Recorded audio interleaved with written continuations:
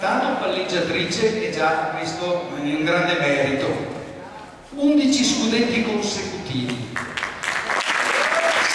Coppa Italia, un mondiale per club, 2 Coppe dei Campioni.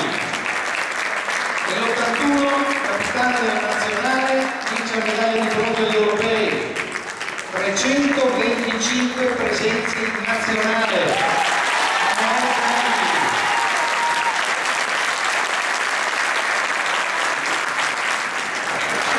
Una targa, ricordo di questa manifestazione perché era un altro piccolo presente.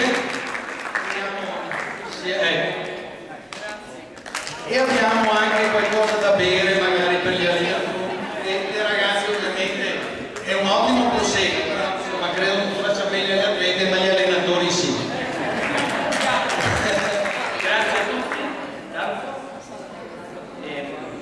volevo ringraziarvi perché per noi sono stati 3 giorni molto importanti.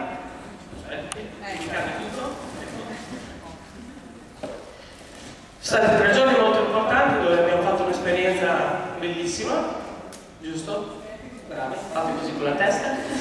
No, era veramente quello che cercavamo. Devo dire che l'accoglienza e la gentilezza che questa società ha messo ai nostri confronti e a me personalmente bravissimo!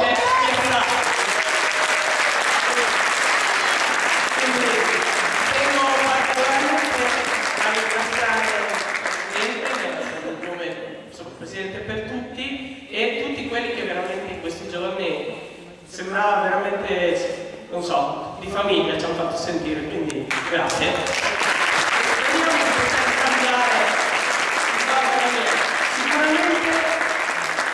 Sarebbe interessante e bello continuare questa collaborazione anche tecnica, perché secondo me è sempre meglio collaborare, crescere, si cresce di più, cresciamo noi allenatori, crescono le ragazze.